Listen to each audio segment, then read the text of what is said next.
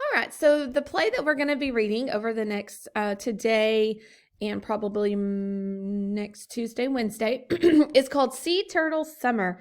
And it's a fun story. It says when Marco's best friend moves away, an injured turtle helps him learn some important lessons. So he's going to learn some things about himself from Marco. So we have our cast of characters right here.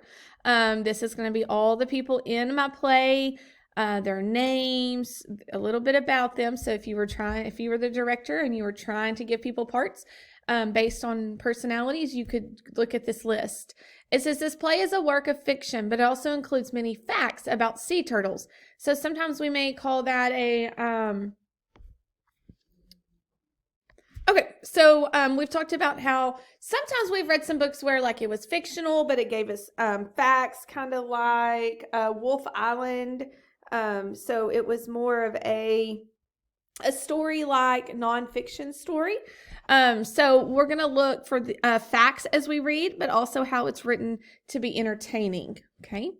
It says learn more with our podcast Pairing Online. So maybe you could Google the turtle play and you could watch a little podcast on this.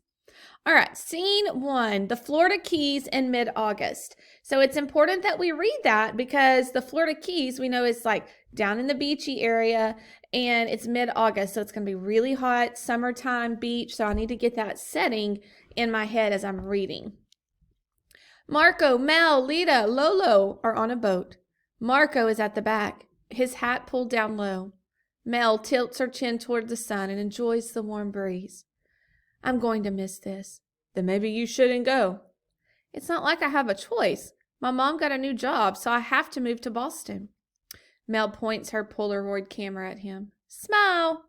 Why do you like Polaroids so much? Seeing the picture appear is like magic, and I'd rather have a photo than see it on a screen. Mel positions the camera again. Move your hat so I can see your face. As Marco lifts his hat, a gust of wind blows it away. My hat! Lolo, can we get back? You have many hats, but it's a Red Sox cap. Mel got me that one in Boston. I can get you another. It's not the same. Por favor, Lolo. See, Captain. Lolo swings the boat around. Do you see it? Marco points at something in the water. Is that it? Lolo steers the boat toward the object. That's not a hat, it's a turtle. It's just floating there. That is no bueno. Lolo makes a call. Emergency stranding hotline. We're about 10 miles east of Sombrero Beach and we found a green turtle. It's not swimming. Is it coming up for air? No. Can you gently poke it with something to see if it reacts? Okay. Lolo takes a long piece of tubing, leans over and pokes the turtle flipper. It lifted its head a little. Good, it's still alive. Can you wait there? I'll send the Coast Guard. Yes, we'll wait. Hold on, little dude. Help is coming.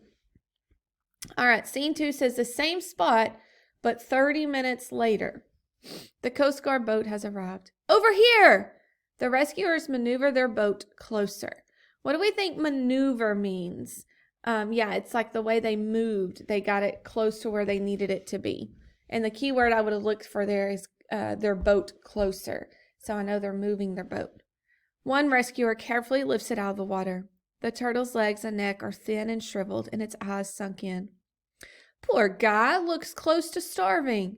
Mel snaps a picture of the turtle. The rescuers scoop up some seawater in a shallow plastic tub lined with towels.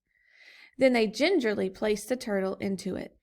What do you think gingerly might mean? Like, how do you think they placed the turtle into the box? Do you think they just like threw it in there?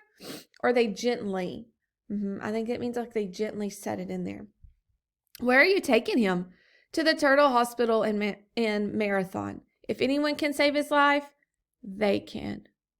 Scene 3. The turtle hospital the next day. A smell like rotting leaves, fish, and algae fills the hallway. Okay, I want you to notice right here. Do you see how they give me, this is what we call a punctuation, and it tells me how to pronounce a word.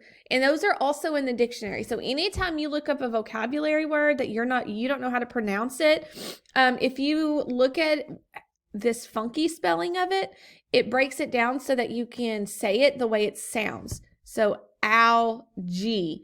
Oh, algae. And then it helps you pronounce the word better. And it's in the dictionary for every word that you look up. Marco and Mel stood with Dr. Hayes outside an exam room. Through a window, they saw the rescue turtle hooked up to a beeping machines. We weren't sure he would make it through the night. Is he going to die? It's too soon to tell. What's wrong with him? The x-ray shows there's something blocking his intestines. We won't know what it is until it comes out. How do you get it out? We gave him vegetable oil and fiber and hope that it moves it along naturally. Does this happen a lot? When trash gets stuck in turtles, it can cause their bodies to fill up with gas. Then they can't dive down and feed themselves. If they can't eat, they can't survive. Exactly. Trash causes millions of marine animals to die every year. So we know that marine means water, so like water animals. A smiling woman walks up. You must be Marco and Mel. I'm Megan.